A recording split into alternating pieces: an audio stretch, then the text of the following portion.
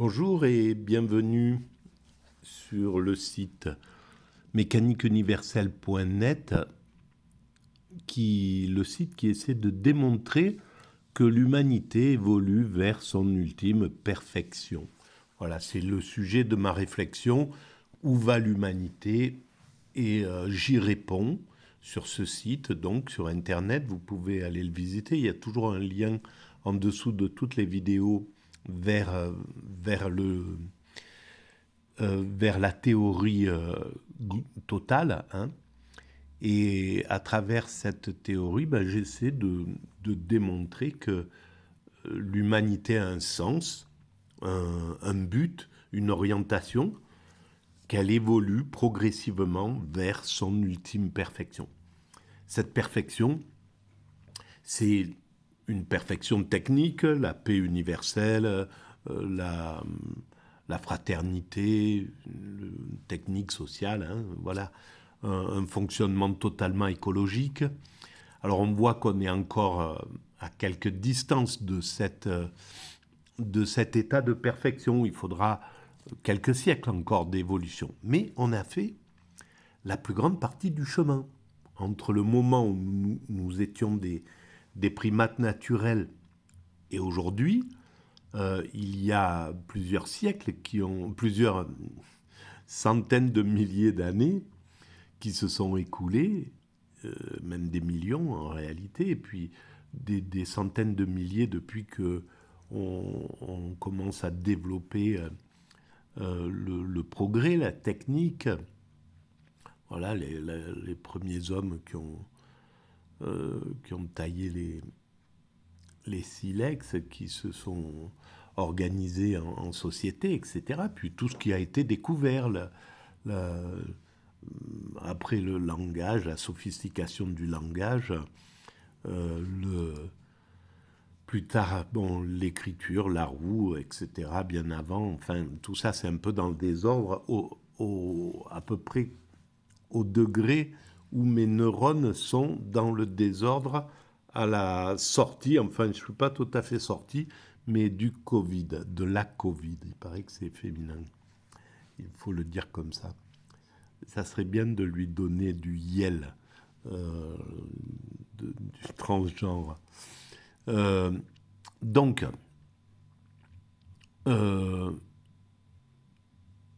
donc c'est un peu, voilà. Alors ça c'est le sens de mon travail. Je le répète à chaque fois parce que les gens arrivent sur ces vidéos un peu par hasard. Donc voilà, ça pose les lignes. L'humanité est destinée à atteindre sa perfection. Telle est la base de ma théorie, celle que j'essaye d'éclairer, de démontrer, etc. Donc je vous renvoie à la lecture de ce site. D'autre part, si vous pensez que ce point de vue particulier, atypique, on va dire, l'humanité va vers sa perfection, donc qui cherche à éclairer, à d'un seul coup éveiller les consciences. Ah bon, mais prendre conscience que l'humanité a un sens. On ne se pose pas cette question-là. Le monde actuel, et justement, la personne sur qui on va travailler, là, c'est Husserl, justement parle de ça dans une des vidéos que j'ai écoutées sur France Culture, et c'est cette vidéo, c'est cet audio qui m'a donné envie de travailler sur son œuvre philosophique. Et donc,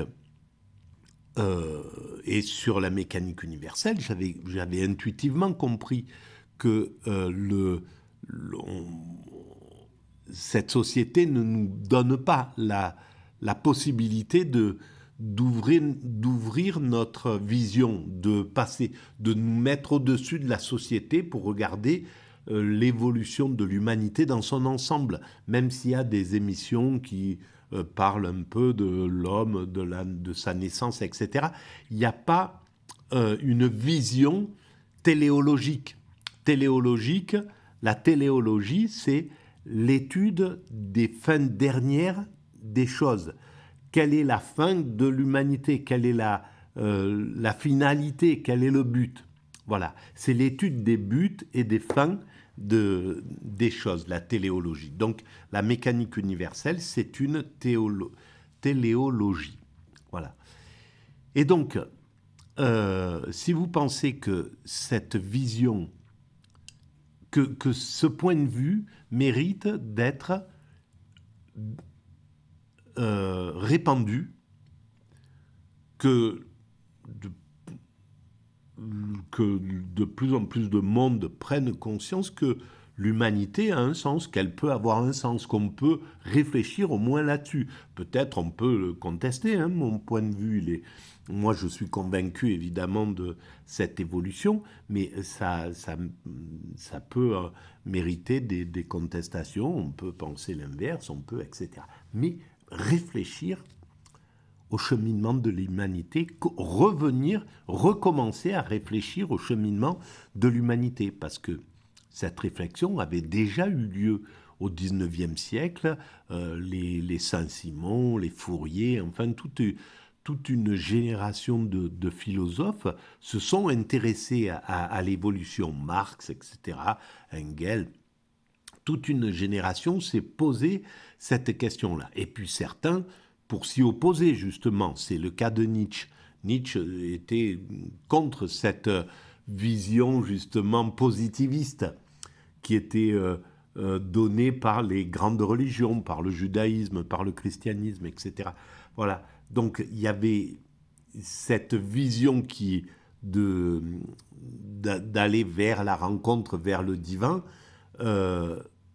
Nietzsche s'y opposait parce que c'était une évolution vers la sensibilité, vers la sensibilisation de l'humanité. Et c'était quelque chose dont il avait la hantise, cette exacerbation de la sensibilité. Il avait la hantise de la sienne, il essayait de la masquer au lieu justement de l'exploiter. Et c'est ce qui a fait qu'il a fini très certainement comme il a fini. À un certain moment, c'est ingérable d'essayer de paraître, d'être dur alors qu'on est doux, quoi. C'est quelque chose qui est pas vivable en fait. Et au final, à mon sens, il est tombé justement dans cette douceur, dans cette sensibilité absolue, peut-être dans cette extase. C'est possible, la fin de sa vie. Ça mérite une réflexion. Voilà, mais bon. Donc si vous pensez que ça a de l'importance de pouvoir exprimer cette idée, eh ben vous pouvez mettre des pouces, vous pouvez vous abonner et vous pouvez répandre ces vidéos, enfin envoyer des liens à vos amis. Voilà. Et puis en parler, hein, vous pouvez vous accaparer la chose et puis sans en frelater la base et le sens, hein, c'est un sens positif. En fait, l'humanité va vers sa perfection, une perfection donc technique, celle que j'ai dit, la paix universelle, la fraternité, un monde techniquement finalisé où il n'y a plus rien à faire, juste à entretenir le système. Et puis, mais surtout, une accession à la haute spiritualité qui est la fusion avec le divin. Et justement, eh ben, c'est ce que pensait, à mon sens, Husserl. Alors que c'était Husserl, il était philosophe entre le début du siècle, du XXe siècle, 1900 jusqu'à 1900. Il est mort en 1938, et c'est dans cette partie où il a créé son œuvre. Et c'était un moment en Occident où les valeurs étaient d'écarter l'idée de Dieu pour pas gêner la science. Il fallait tout essayer d'expliquer au niveau scientifique, au niveau matérialiste.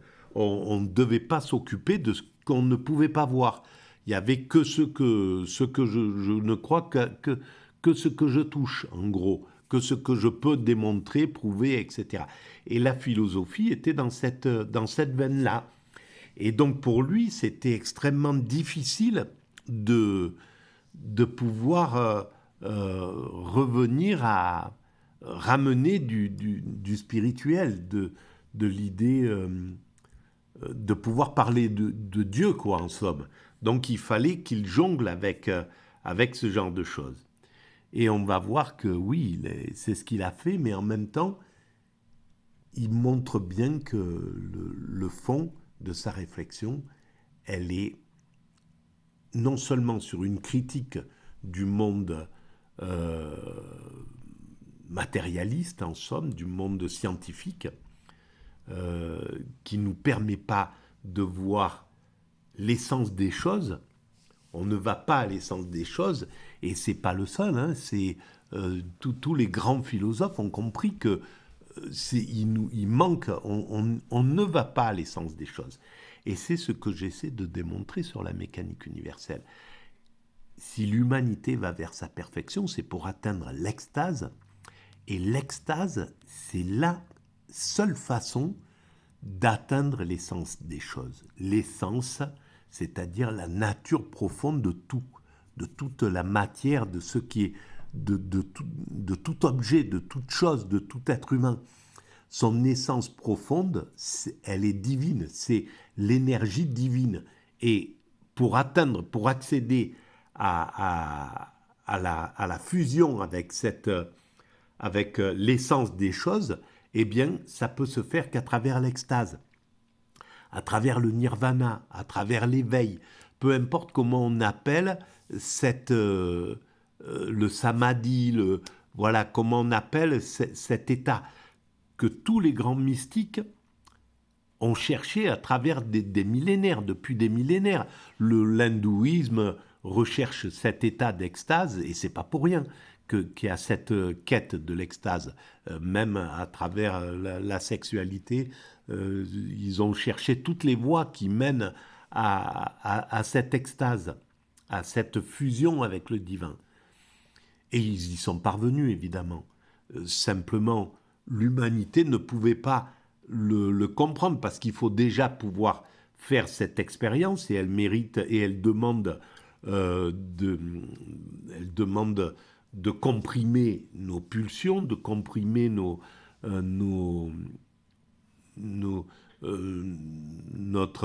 ego, d'éteindre notre ego. Pour atteindre tout ça, c'est pas à la portée de quiconque.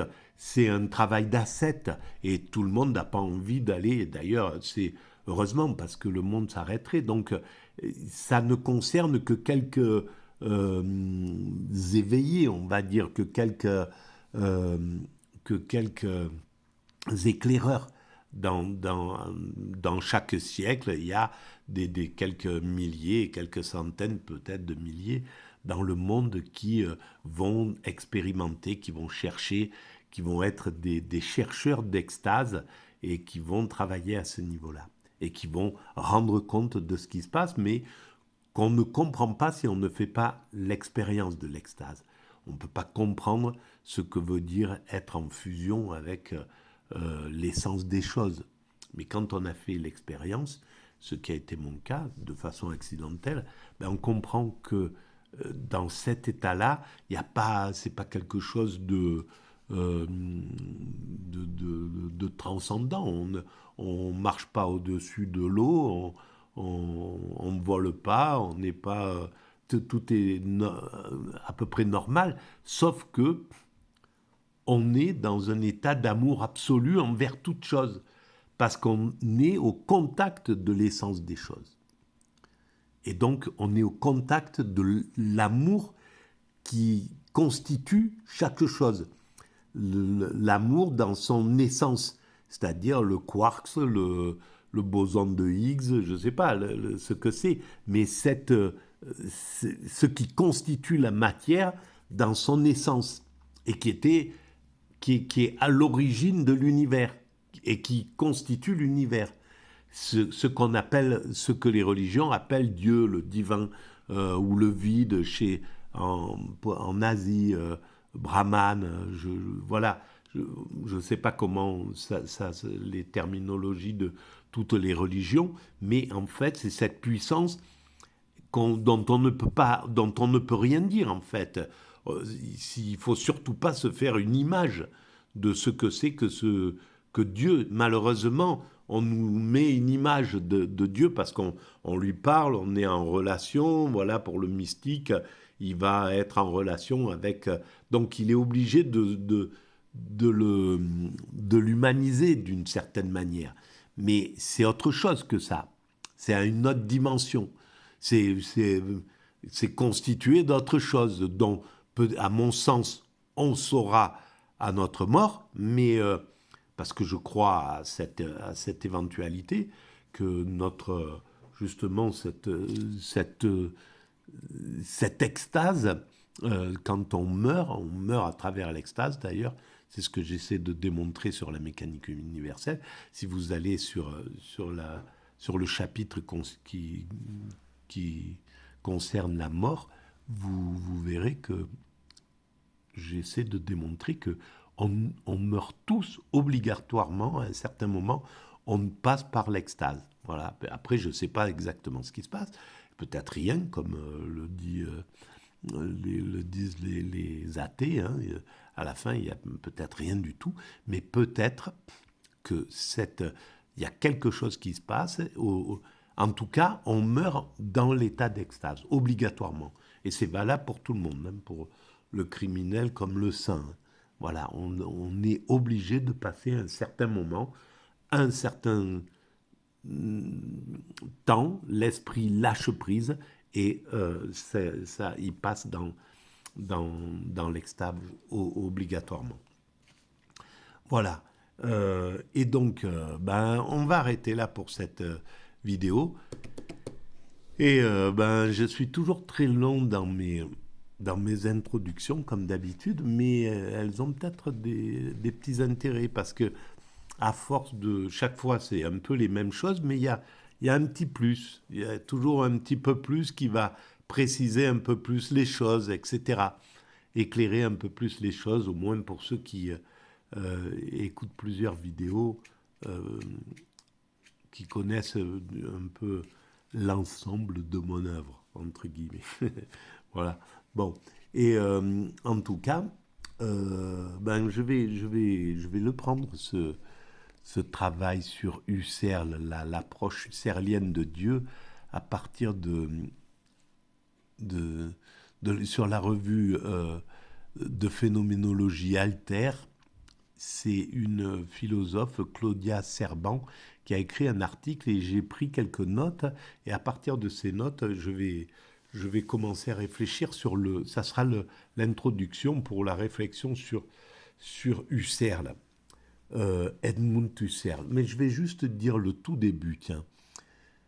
Fin 1935, Husserl écrit de manière éloquente à son ami Gustave Albrecht: « Pour moi, la philosophie est en dernière instance mon chemin religieux vers la religion, ou pour ainsi dire, mon chemin athée vers Dieu. » Voilà. Donc, il était obligé à cette époque-là de le prendre comme ça. Mais c'était aussi le monde qui était comme ça. Il était en Autriche ou en Allemagne, et c'était dans les années 30, les années 20, les années 30. Voilà, c'était le monde ne voulait plus se détacher de la religion à ce moment-là. C'était un moment comme ça. Et on voit justement ce qui a suivi derrière cette chose-là. Qu'est-ce que ça a engendré, ce matérialisme pur et dur, quelques années après, et dont justement Husserl a terriblement souffert, puisqu'il était juif dans l'Allemagne nazie, et qu'il a subi tout de suite les lois de discrimination, etc. Voilà. Donc, ça sera pour la prochaine vidéo. Et puis, moi, en tout cas, je vous souhaite un bon moment.